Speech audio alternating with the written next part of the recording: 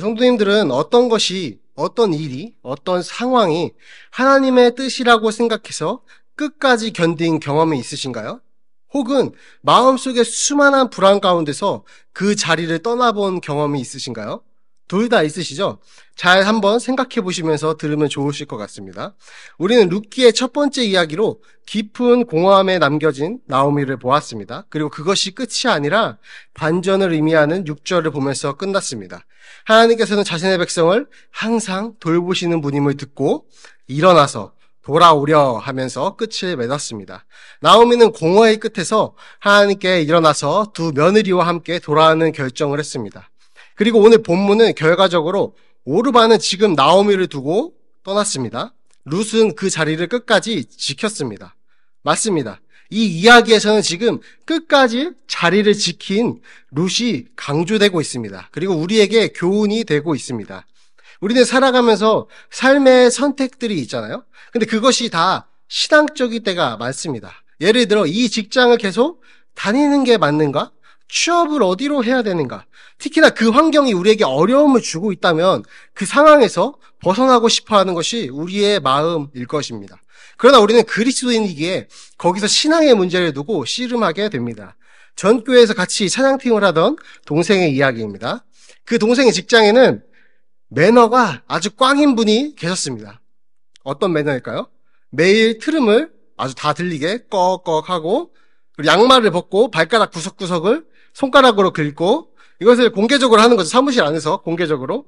그리고 냄새가 심하셨습니다. 모든 냄새입니다. 몸 냄새, 입 냄새, 머리 냄새. 이게 병으로 인해서 날 수도 있지만 이분은 그냥 관리를 안 해서 나는 냄새였습니다. 거기다 자신이 팀장이라는 권한을 이용해서 아무런 일도 하지 않고 모든 일을 부하 직원에게 넘겨버리는 아주 치사한 삶을 살던 분이었습니다. 근데 그분이 그 모든 민폐를 끼치면서도 일도 안 하면서 항상 컴퓨터로 이어폰을 꽂고 하시던 유일한 일이 있었습니다. 예상이 좀 가시나요? 바로 성경 읽기와 찬양 듣기였습니다. 네, 그분은 교회에 아주 신실하게 다니던 집사님이었던 것입니다. 그래서 저와 같이 찬양팀을 하던 그 동생은 교회에 수치라면서 굉장히 힘들어하면서 그 직장을 다닌 기억이 있습니다. 근데 여기서 그 친구는 그 상사 때문에 회사를 옮겨야 할지 말아야 할지를 고민했습니다. 당연합니다. 요즘 제 또래의 세상 친구들은 회사를 평생 직장으로 생각하지 않는 것은 다 알고 계시죠? 회사가 더 이상 자신들을 보호하거나 보장해주지 않는다고 인식하는 순간 회사는 그저 고정적인 수입을 버는 곳, 그 이상의 의미를 갖지 못하게 됩니다. 그래서 자신을 소홀히 한다는 느낌을 느끼면 바로바로 이직을 하는 거나 그만두는 것입니다. 불안한 사회와 현대 사회의 개인주의적인 가치들이 결합되면서 만들어진 아주 슬픈 단면인 것 같습니다. 그러나 그런 세대임에도 불구하고 이 동생은 고민을 하게 됩니다. 무슨 고민이죠? 떠날지 말지입니다. 이 친구가 그냥 세상 친구였다면 바로 떠났겠죠. 왜 고민을 했을까요? 이것은 이 동생이 신앙적 문제인지 고민했기 때문입니다. 이것이 하나님께서 자신을 연단시키기 위한 자리인지 아닌지 헷갈렸기 때문입니다. 우리는 이러한 상황을 계속해서 마주하게 됩니다. 너무나 많이 만나게 됩니다. 사실 결론은 단순합니다. 그리스도인의 삶에서 신앙적 문제가 아닌 것은 없습니다. 영적인 삶과 일상의 삶을 구별하는 것은 그리스도인에게 의미가 크지 않다는 것입니다. 왜냐하면 우리는 밥을 먹더라도 무엇을 위해서 먹어야 되죠? 하나님의 영광을 위해서 먹어야 하는 그리스도인이기 때문입니다. 당연히 너무나 당연하게도 우리가 마주하는 모든 문제는, 모든 현실은 영적인 문제이고 신앙적인 문제입니다. 그리스도인들에게 영적인 일이라는 것, 이것이 마치 모든 것을 버리고 포기하고 산속의 기도원으로 들어가서 기도하는 것, 이런 게 영적인 게 아닙니다. 산속에 들어가서 기도하시는 분은 어떤 특성을 가지고 있죠? 이상한 특성을 갖고 있습니다. 그게 일상을 버리고 포기하게 된다면 그것이 성경적이지 않기 때문에 이상하게 흘러가게 되는 것입니다.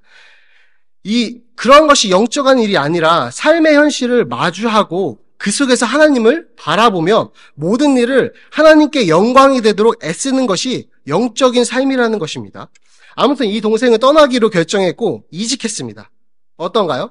이 친구가 이 회사에서 끝까지 남아서 버텼어야 하나님의 큰 은혜를 받고 승진하고 그 팀장님의 냄새의 문제가 해결되고 이럴 것이라고 생각하시는 분 있으신가요? 물론 이 친구가 끝까지 남아서 버텼다면 그 고난 속에서 그 큰 은혜를 경험하면서 성축해졌을 것입니다. 그러나 떠난 자리 역시 하나님의 은혜의 섭리 안에 있다는 것입니다. 오늘 오르바의 행동은 이런 의미입니다.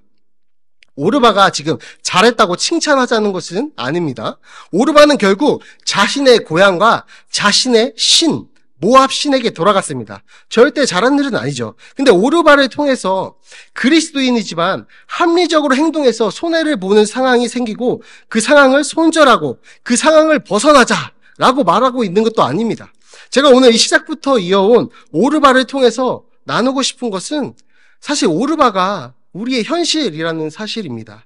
우리는 룻처럼 끈기 있는 신앙에 큰 은혜가 임하고 하나님의 기적이 임한다는 것을 알고 있습니다. 너무나 잘 알아요. 근데 모든 삶의 관계야 상황 가운데서 오르바를 선택하는 경우가 사실 더 많다는 것입니다. 그게 그냥 있는 우리의 현실 그 자체라는 것입니다. 그리고 오늘 성경을 서술한 성경 기자는 이런 오르바의 행동을 책망하거나 부정적으로 서술하고 있지는 않았습니다. 단지 룻의 행동을 강조하는 것입니다. 궁극적으로는 우리 오늘 룻의 행동이 강조되고 있기에 우리의 삶도 룻을 닮아야 하는 것이 분명하지만 우리의 현실이 아직 오르바일지라도 하나님은 그것을 마냥 부정적으로 보시거나 당장에 고쳐야 하는 일, 억지로 강제로 억압해야 하는 일론 보지는 않으신다는 것입니다. 그것에 위로를 받으셨으면 좋겠습니다. 물론 우리는 어느 순간 우리 목사님들을 통해서 많이 들은 것처럼 구레네 시몬처럼 억지로 십자가를 지는 선택을 해야 할 때가 분명히 오게 됩니다. 그리고 우리는 그 억지로의 선택을 통해서 큰 은혜를 입게 될 것입니다. 그러나 그 전 단계에서 지금 혹시 여러분의 모습이 오르바여도 괜찮다는 것입니다. 오르바의 신앙이어도 하나님은 그것을 불순종이라는 낙인을 찍지 않으신다는 위로입니다. 그냥 좀 더 오래 참으신다는 것입니다. 기다려주신다는 것입니다. 그런 위로의 하나님을 경험하시기 바랍니다.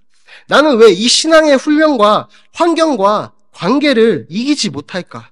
다시금 주저앉은 자신의 모습을 보고 자신을 학대하지 않으셨으면 좋겠습니다.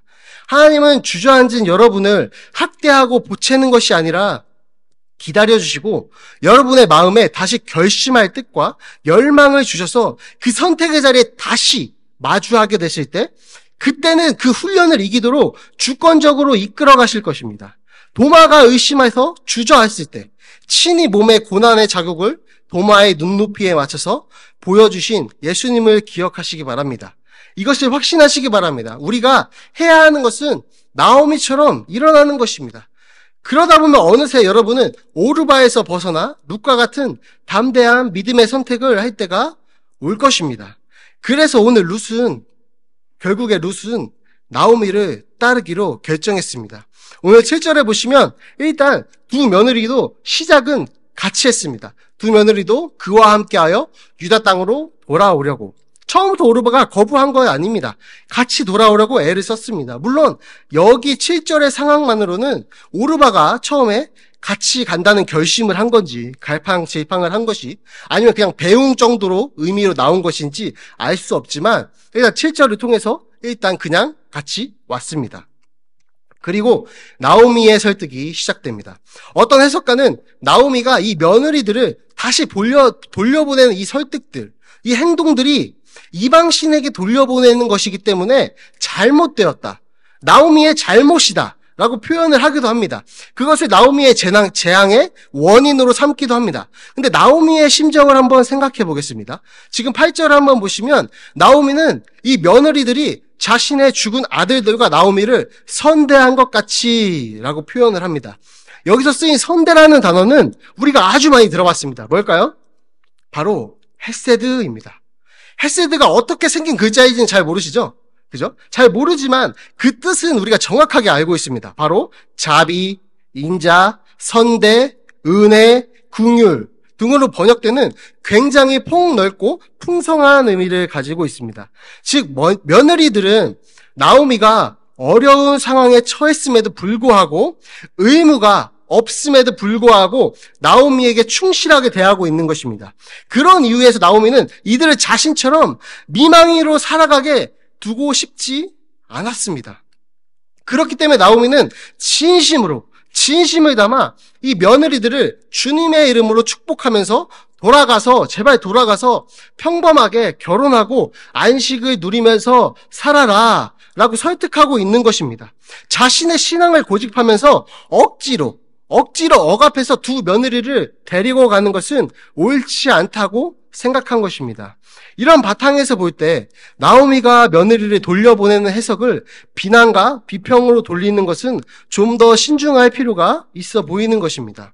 그리고 우리는 9절과 10절로 가보면 이러한 나오미의 설득에 대한 두 며느리들의 반응을 나타내고 있습니다. 바로 우는 것과 같이 돌아가겠습니다 라는 반응입니다. 이들은 먼저 큰 소리로 울립니다. 큰 소리로 울었다는 것은 아주 강한 부정을 표현하는 것입니다. 아니나이다. 절대로 떠나지 않고 나오미와 함께 가겠다는 것입니다. 이것을 본다면 오르비도 정말 진심을 담아서 나오미와 함께 처음에는 떠나려고 했던 것을 알게 됩니다. 좀 더 우리가 나눈 해석에 힘을 실어주는 것입니다.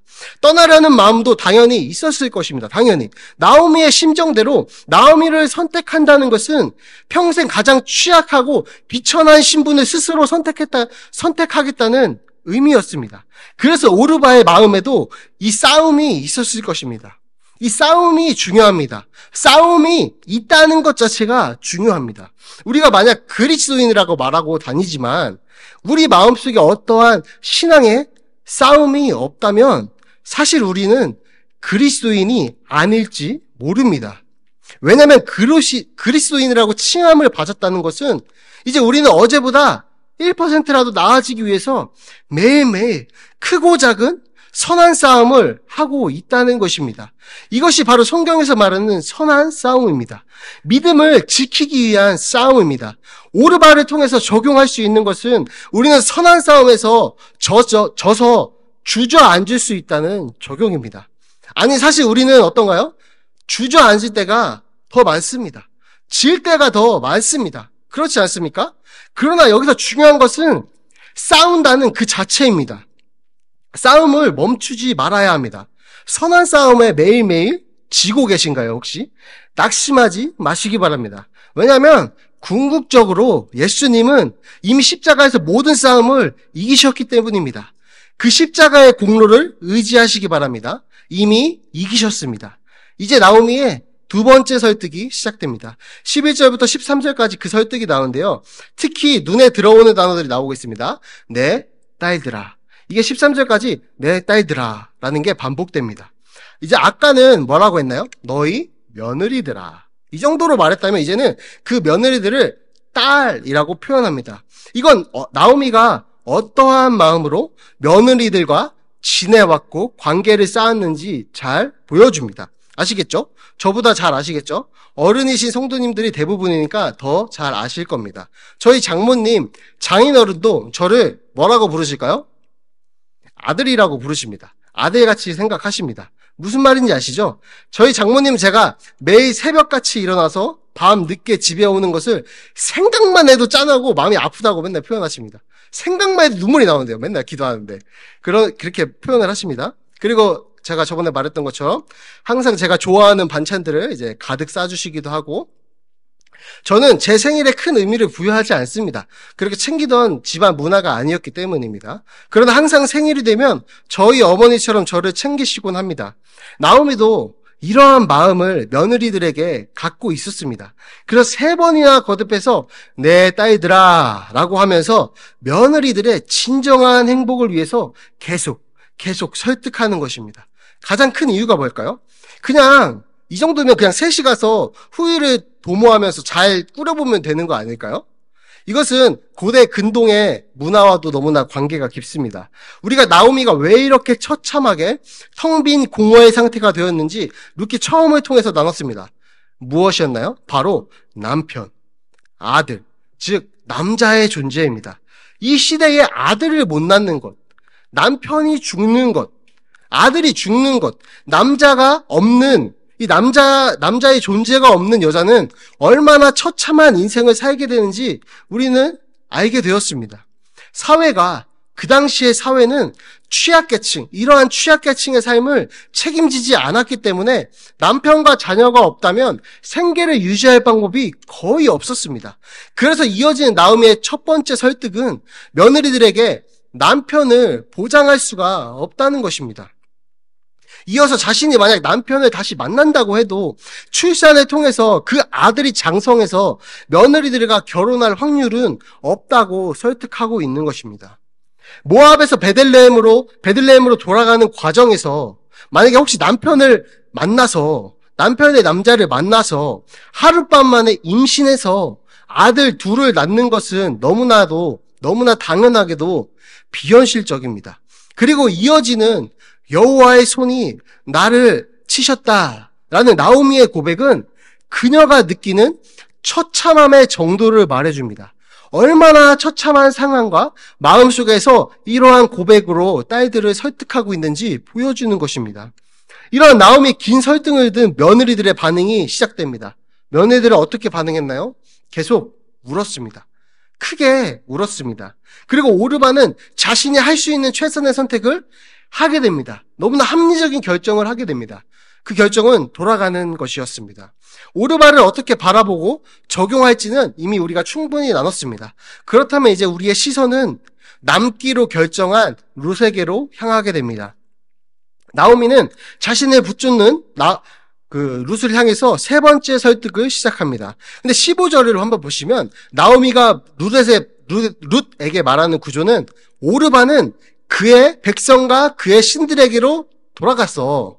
그러니까 너도 모압 사람이잖아. 그러니까 너의 친구들과 너의 신에게로 돌아가 라고 말하고 있는 것입니다. 그렇다면 이 말을 듣는 순간 룻은 이제 어떤 고민해야 하는 포인트가 생겼냐면 내가 살던 고향을 떠나는 것뿐만 아니라 그들의 정체성이었던 종교까지 바꿔야 하는 문제가 생긴 것입니다. 그리고 룻은 이렇게 대답합니다. 어머니의 하나님이 나의 하나님이 되신다 라는 신앙 고백을 하는 것입니다. 나오미의 하나님이 자신의 하나님이 될 것이라는 고백은 이들의 처지를 생각하면 더욱더 놀랍게 다가오는 것입니다. 왜냐하면 나오미는 지금 하나님이 자신을 쳐서 여호와의 손이 자신을 쳤기 때문에 자신이 쓰다고 고백하는 슬픈 이야기를 고백한 상태이기 때문입니다. 여호와께서 나를 치셔서 내가 이렇게 됐어. 나의 처참함은 이 정도야. 난 신에게 버림받은 존재야. 라고 고백하는데 며느리 이 룻은 그 신에게로 가겠다고 고백하는 것입니다. 우리가 너무 낙심이 될 때, 너무 힘든 상황에서 이 상황이 내가 혹시 하나님께 잘못해서 하나님이 나를 치신 것은 아닐까라고 고민하는 것처럼 나오미도 자신이 처한 현실을 떠올릴 때 여호와의 손이 치셨다고밖에 표현할 슬픔이 없다는 표현입니다. 그런 고백을 듣고 룻은 지금 나오미에게 놀라운 신앙의 고백을 하고 있는 것입니다. 여담을 말하자면 저희 장모님이 맨날 저희 교역자분들한테 어제 어디가 아프다고 하면서 하나님한테 잘못해서 그래 아프다고 막 이렇게 하셨나 봐요, 계속. 그러니까 이제 어느 날은 또 어디가 아프셔서 제가 뭐 잘못해서 또 몸이 아픈가 봐요 했더니 이제 교역자분이 듣다가 참지 못하시고 잘못한 거 없다고 그냥 아픈 건 늙어서 아픈 거다라고 이제 정리를 해주셨다고 합니다. 물론 우리의 삶에서는 아픔이 하나님께 잘못한 것으로 인해서 있을 수 당연히 있습니다. 그러나 모든 우리의 아픔을 나의 탓으로 돌리면서 자신을 학대하면서 하나님께 벌 받은 것이라 생각하지 않으셨으면 좋겠습니다. 벌 받은 것이라 해도 하나님께 돌아가면 우리는 회복될 수 있다는 희망으로 사시기 바랍니다. 심지어 17절에서는 나오미가 죽는 곳에 자신도 장사된다라는 표현으로 강조합니다. 이것은 이 당시 장례 풍습입니다. 즉 죽은 가족들의 뼈를 한 곳에 모아서 보관하는 것입니다. 즉 성경에서 이런 표현들이 있죠. 조상에게로 돌아간다. 혹은 조상과 함께 잔다. 이것은 이러한 풍습을 보여주는 것입니다. 그래서 결국에는 그 모든 가족의 뼈가 한 곳에 모이게 되는 겁니다. 그래서 지금 룻은 계속해서 자신이 모압 여인이지만 모압 백성과 살았지만 모압 신을 모시고 살던 사람이지만 그 사람이 맞지만 이제 거기를 떠나서 당신과 당신의 하나님을 나의 백성과 나의 친구와 나의 하나님으로 삼고 당신 나오미가 죽더라도 나는 이 땅을 떠나지 않고 나도 죽어서 나오미와 같은 곳에 뼈가 보관되도록 함께 있겠다는 고백이 되는 것입니다. 이어서 죽음 외에는 자신이 어머니에게서 물리적으로 떠나지 않는 맹세까지 하게 되는 겁니다. 오늘 세상에서 이러한 맹세를 들어보신 적이 있으신가요? 이러한 맹세와 충성의 선언은 나오미를 단념하게 만들었습니다. 그리고 함께 동행하게 했습니다. 이제 이 나오미와 룻은 그 여정을 마치고 베들레헴에 도착하게 됩니다. 그리고 나오미를 알아본 이들은 인사를 건네옵니다. 아주 반갑게 인사를 건네오죠. 그러나 이제 나오미는 자신을 쓴 자라고 부릅니다. 그러나 수없이 어려운 일을 겪은 나오미의 한탄이 시작되는 것입니다. 자신은 원래 풍족하게 갔습니다. 여호와께서 그러나 나를 비어 돌아오게 하셨다. 나를 징벌하셨다. 전능자가 나를 괴롭게 하셨다. 고백하십니다. 이 고백을 보면 혹시 누가 떠오르시나요? 이 고백. 우리가 성경에서 고난이라고 표현할 때 가장 대표적인 인물이 누구죠? 욥이 떠올라야 합니다. 여기서 욥이. 혹시 욥이 어떤 율법적인 큰 죄 때문에 그 고난을 받게 되었다고 생각하시나요? 아니죠. 그렇게 생각하는 분 아무도 없단 말이에요. 왜일까요? 욥기에는 하나님과 사탄의 이야기가 서술되어 있기 때문입니다. 심지어 사탄이 먼저 하나님께 시험을 요청한 것이 아니라 하나님께서 마치 보란 듯이 욥의 이야기를 꺼내면서 사탄을 부추깁니다. 그렇기 때문에 우리는 욥의 입장에서 보면 정말로 이유 없는 고난을 당하는구나 인식하게 되는 것입니다. 그러한 고난을 통해서 삶의 가장 밑바닥까지 경험하게 된 그 욥에게 공감하게 되는 것입니다. 왜냐하면 그가 어떠한 벌로 인해서 고통을 받은 것이 아니라는 것을 미리 알고 있기 때문입니다. 욥의 잘못이 아니라 하나님께로부터 왔다. 그것은 그리고 궁극적으로 욥의 성장을 끌어내기 위함이었다는 것을 알고 있습니다. 그럼 나오미는 어떤가요? 비슷함을 이제 좀 느끼실 수 있나요? 모든 것을 잃었습니다. 남편도 죽었습니다. 자녀도 죽었습니다. 남은 것이 없이 공허함으로 가득 채워졌습니다. 욥과 너무나 비슷합니다. 욥이 하나님을 향해서 원망하고 탄원하는 주장을 펼친 것처럼 나오미도 지금 자신의 이유 모를 삶의 고난을 마주하고 하나님께 탄원하고 있는 것입니다. 하나님께 원망하고 있는 것입니다. 또한 나오미의 스토리를 읽는 우리는 1장을 통해서 나오미가 어떤 신학적인 잘못을 저지른 것이 아니라 그에 대한 대가로 형벌을 받는 것이 아니라는 것을 우리는 밝혀냈습니다. 그렇다면 우리도 욥을 쳐다보는 우리의 시선처럼 욥에게 공감했던 그 공감처럼 고난이라고 생각하면 욥을 떠올리고 위로를 받았던 것처럼 나오미의 이야기를 읽는 게 더 맞지 않을까요? 그리고 오늘 이미 또 알았습니다. 뭘 알고 있냐면 나오미의 스토리 또한 여호와께서 그의 백성을 돌보시는 분이기에 나오미의 지금 처참한 현실도 그냥 그대로 흘러가지 않을 것이라는 희망을 이미 알았다는 것입니다. 이것이 계속해서 오늘 현실을 살아가는 우리에게 말씀하시는 성경의 메시지입니다. 우리 금요일에 우리 강사 목사님 모시고 나눈 이야기 중에 우리를 향하신 하나님의 뜻은 무엇이라고 했나요? 재앙이 아니라 평안이었습니다. 평안. 그리고 전능하신 하나님은 그 근거를 항상 남겨주십니다. 제가 언제 한번 항상 하나님은 두려워하지 말라고 강조하시면서 그 이유를 말씀해 주신다고 성도님들과 나눴던 거 기억하시나요? 두려워하지 말아라. 나는 너의 방패야. 두려워하지 마. 그 백성을 내가 이미 너에게 주었어. 두려워하지 마. 나는 애굽 땅에서 너를 인도해낸 하나님이야. 오늘 22절의 끝에서는 하나님은 역시나 반전의 이야기를 시작할 복선을 남겨주십니다. 우리 22절 함께 읽겠습니다. 나오미가 모압 지방에서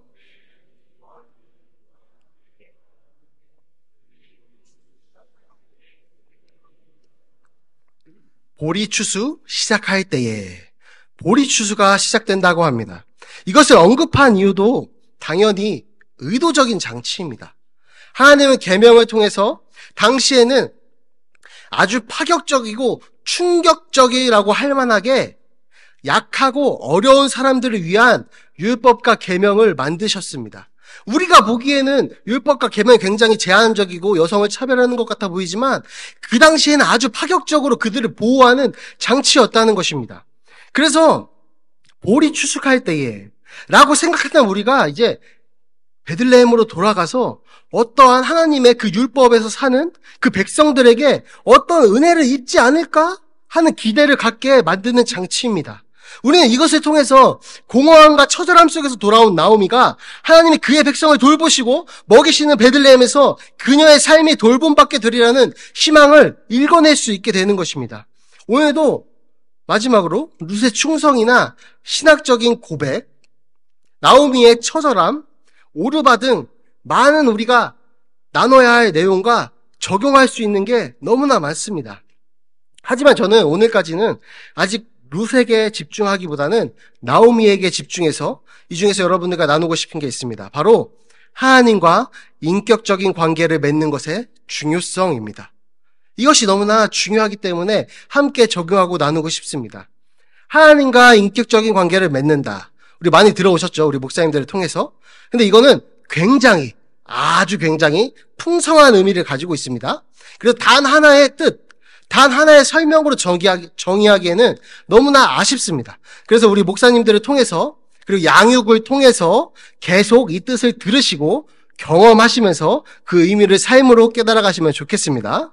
오늘 같이 나누려고 하는 이 인격적인 관계는 힘들다는 걸 힘들다고 말하는 기도의 중요성으로 표현할 수 있습니다.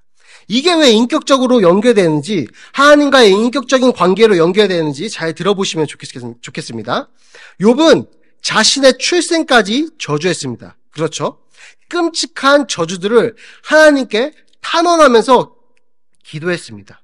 오늘 나오미도 자신의 처절하고 공허한 삶을 토로하면서 하나님이 날 치셨으니 내가 이렇게 됐다는 원망 섞인 이야기를 했습니다. 근데 그런 욥을 왜 하나님은 옳다고 해주셨을까요? 팀 켈러 목사님은 이것을 기도로 설명하십니다. 욥은 불평했습니다. 자신의 출생을 저주했습니다. 그러나 그것이 기도 안에서 이루어졌다는 것입니다. 즉 그 모든 행동을 하나님의 안에서 행했다는 것이고, 그렇기 때문에 욥은 저주하고 자신의 출생을 원망했지만 하나님은 이해하시고 용인하시고 그 욥을 옳다고 해주었다는 것입니다. 저는 이것을 인격적인 관계 속에서 행해지는 기도라고 표현하고 싶습니다. 아프리카에 선교사로 오랜 기간 선교오신 주종은 교수님이라는 분이 계십니다.